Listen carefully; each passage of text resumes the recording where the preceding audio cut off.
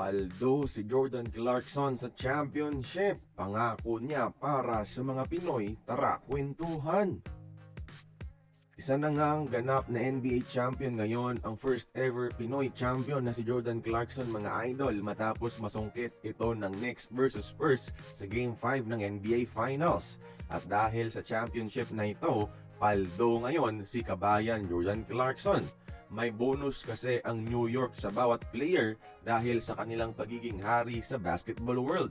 Lahat ng players, mga idol, ay makakatanggap ng additional $770,000 na bonus o humigit kumulang 46.8 million pesos, mga idol.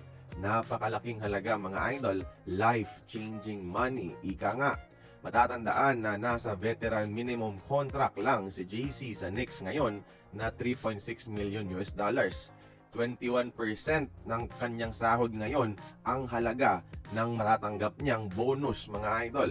So naging worth it talaga sa huli ang sakripisyo ni JC na kumuha ng mababang kontrata para makakuha ng championship. At ito nga rin ang pangako ni JC sa mga Pinoy bago magsimula ang finals, mga idol. Sabi niya before Game 1, I will bring the championship home to the Philippines.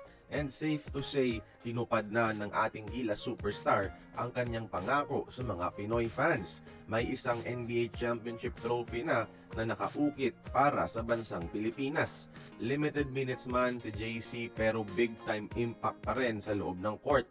Kaya pasalamatan natin, mga idol, sa ating munting comment section si Jordan Clarkson sa pagrepresenta sa ating mga Pilipino sa biggest stage ng basketball.